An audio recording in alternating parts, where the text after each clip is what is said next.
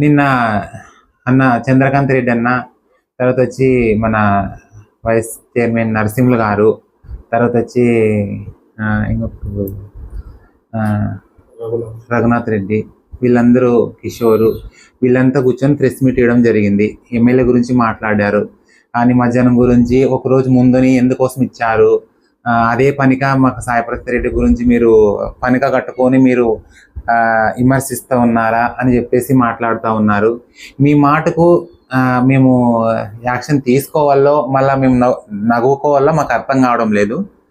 మళ్ళా మొన్న ఎలక్షన్లో అయితే మళ్ళా ఆ వ్యక్తి కాదు ఈ వ్యక్తి కాదు మళ్ళా కొత్త వ్యక్తి వస్తే మేము ఇంట్లో తడి చాపేసుకొని పనుకొని గెలుస్తామన్నారు. మళ్ళా తర్వాత వచ్చి నానా రకాల విధాలుగా మాట్లాడినారు. మళ్ళా ఇప్పుడు తడి చాపేసుకొని పనుకున్న వ్యక్తి ఎవరో, మళ్ళా లక్కుతో గెలిచిన వ్యక్తి ఎవరో అది మీకే వదిలేస్తా ఉన్నాము. కానీ దయచేసి నరసింహులు గారు, వైస్ చైర్మన్ నరసింహులు గారు, మీకు మాట్లాడడానికి రాకుంటే ఒక్కటికి 2 సార్లు ఆలోచన చేసుకుని మాట్లాడండి. ఒక మాట చెప్పబోతా ఉన్నాను. అదృష్టంతో లక్కుతో గెలిచిన వ్యక్తి మా పార్థసారథి అన్న గారు.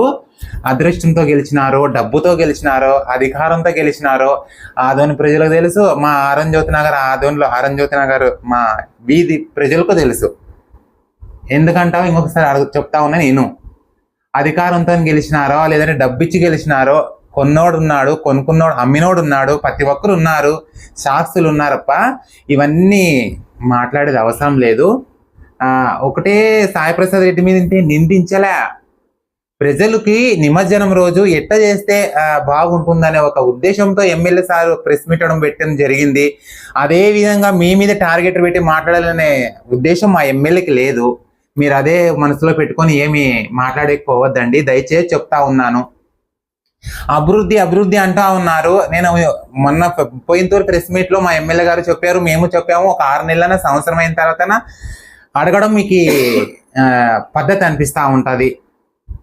ఓన్లీ 3 నెలలు అయింది ఎమ్మెల్యే మా గవర్నమెంట్, మా కూటమి గవర్నమెంట్ వచ్చి.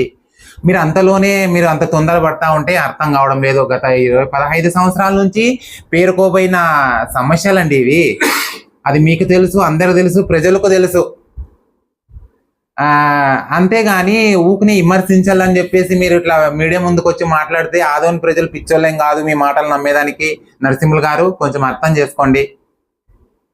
ఇంకా ఒకటి, సాయిప్రసాద్ రెడ్డి మీద టార్గెట్ పెట్టి మాట్లాడుతూ ఉన్నారు. మీకు అనుభవం లేదా అంటూ ఉన్నారు. అయ్యా, మా ఎమ్మెల్యే సార్కు అనుభవం ఉంది. ఒక డాక్టరు, ఒక ఆదోని ప్రజలు ఏదైతే ఆయన నమ్మి ఓటేసి గెలిపించిన ఒక ఎమ్మెల్యేయ్యా, సామాన్య వ్యక్తి కాదు. నీలాగా నాలాగా వ్యక్తి కాదయ్యా. అర్థం చేసుకోండి కొంచెము. ఎందుకోసం మాట్లాడుతున్నామంటే మేము కానీ మీ మీద విమర్శించాలని రావడం లేదు. మీరు ఎందుకు వచ్చి మాట్లాడుతూ ఉన్నారో అర్థం కాలేదు. మీరు ఉండి ఏం చేసినారో ప్రజలకు తెలుసు, మాకు తెలుసు, అందరికీ తెలుసు, ఆదోని ప్రజలకు అందరికీ తెలుసు. ఇప్పుడు ఏదో చేయాలని వచ్చే వ్యక్తిని మీరు ఇవన్నీ చేయడము, ఇవన్నీ మాట్లాడడం పద్ధతి కాదు.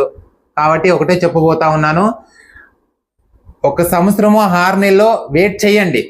అభివృద్ధి చెప్పినాడు, చెప్పిన తర్వాత చేసి చూపించే వ్యక్తే పార్థసారథి గారు. గత రాజకీయ ఎమ్మెల్యేలు అంటే ఎక్స్ ఎమ్మెల్యేలు ఉండొచ్చు, వాళ్ళతో పాటు నేను పోటీ చెప్తావడం లేదు. కానీ ఏది నిజం ఏది అబద్ధం అనేది కొంచెం ఒక 2 నాళ్ళు ఓపికతో ఉండండి అయ్యా.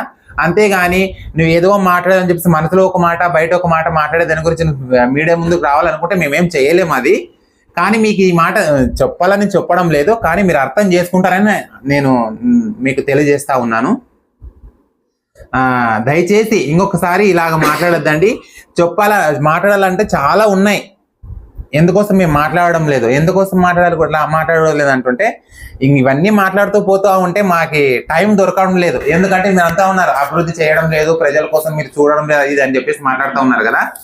మరి గత పోయినతూరి ఎలక్షన్లోను కానీ 2020లోను కౌన్సిలింగ్ ఎలక్షన్లో అప్పుడు మళ్ళా ఆయన అదేందో లాటరీ నంబర్ మాదిరిగా లాటరీ నంబర్ పెట్టి గెలిచిన కౌన్సిలర్లు ఎవరో, దౌర్ధన్యం చేసి డబ్బు ఇచ్చి కొనుక్కున్న కౌన్సిలర్లు ఎవరో, మున్సిపల్ ఆఫీస్ వరకు పోయి కలిసి బీ ఫార్మ్ వేసి అక్కడ చింపేసిన కౌన్సిలర్లు ఎవరో అందరికి తెలుసయ్యా మాకు.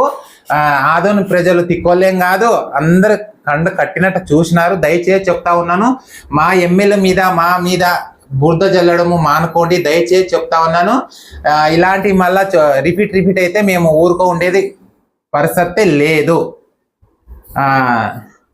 నా పేరు మల్లిక, బీజేపీ నాయకురాలు. మాటలు జాగ్రత్తగా మాట్లాడాలని మీకు ఈ సందర్భంగా సూచిస్తూ, నా పేరు వెల్లాల మధుసూదన్ శర్మ, బీజేపీ నాయకులు. సార్ 1993లో గలవాడ జరగని చెప్తున్నారు సార్. మీకు యాక్చువల్ జరిగిందంటే 2011 జూలైలో.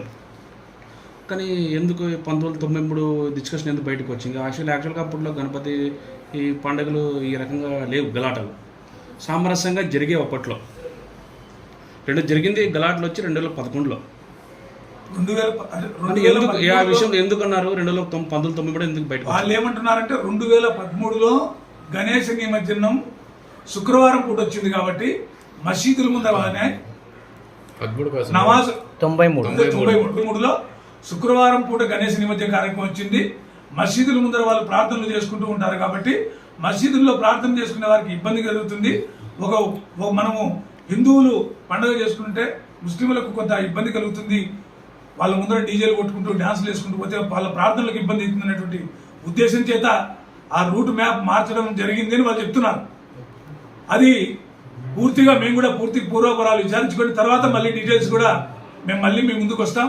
ఖచ్చితంగా ఆ విషయాలపైన మళ్ళీ ఒకసారి మీ దగ్గర ప్రెస్ మీట్ పెడతాం. మన ఎమ్మెల్యే పార్థసారథి గారు